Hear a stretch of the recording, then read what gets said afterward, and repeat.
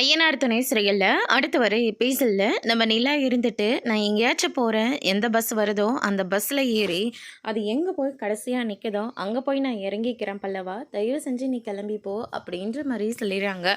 பல்லவனும் நிலா அவ்வளோ தூரம் சொன்னதுனால கிளம்பி அவர் பாட்டு கிளம்பி போயிடுறாரு. பல்லவன் போனதுக்கப்புறமா பஸ்லலாம் ஏறாமல் பக்கத்தில் இருக்கிற கோயிலுக்கு வந்து உட்காந்துக்கிறாங்க. அதே கோயிலில் தான் நம்ம வானத்தியோட நிச்சயதார்த்தமும் நடந்துக்கிட்டு இருக்கு.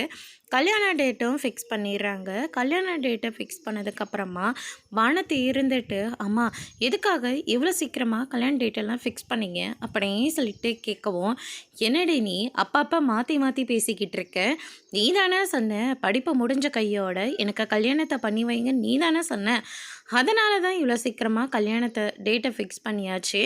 அது மட்டும் கிடையாது, மாப்பிள்ளை வேறு ஃபாரின் கிளம்ப போகிறாரு, உன்னையும் கூட கூட்டிகிட்டு போகிறதா சொல்லியிருக்காங்க. இனிமேல் அந்த பிச்சைக்கார வீட்டில் போய் வாழாமல் சந்தோஷமாக ஃபாரினில் போய் வாழடி அப்படின்னு சொல்லிட்டு அவங்க அம்மாலாம் வந்து சொல்லிக்கிட்டு இருக்காங்க.